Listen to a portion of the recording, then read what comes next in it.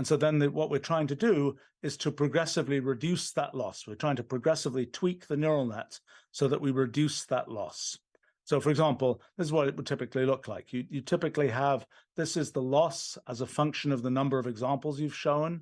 And what you see is that as you show more and more examples, the loss progressively decreases, reflecting the fact that the function that's being computed by the neural net is getting closer to the function we actually wanted. And eventually the loss is really quite small here, and then the function is really computed by the neural net is really close to the one we wanted. So that's kind of the idea of training a neural net. We're trying to tweak the weights to reduce the loss to get to where we want.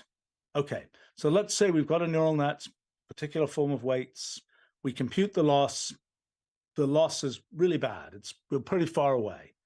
How do we arrange to incrementally get closer to the right answer? Well, we have to tweak the weights, but what direction do we tweak the weights in?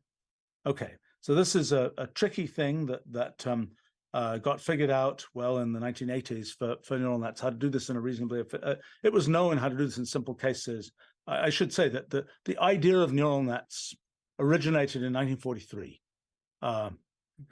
Warren McCulloch and Walter Pitts were the two guys who wrote the sort of original paper that described these idealized neural nets. And what's inside ChatGPT is basically a big version of what was described in 1943. And there was sort of a long history of people doing things with just one layer of neural nets, and that didn't work very well. And then early 1980s, it started to be some knowledge of how to deal with more layers of neural nets. And then when GPUs started to exist and computers got faster, sort of big breakthrough around 2012, where it became possible to deal with sort of training and using sort of deep neural nets. By the way, for people who are interested, I did a discussion with a friend of mine named Terry Sinofsky, who's been involved with neural nets for about 45 years now, and has been quite instrumental in many of the developments that have happened. I did a discussion with him that was live streamed a few days ago, which you can find on the web and so on if you're interested in that history. But back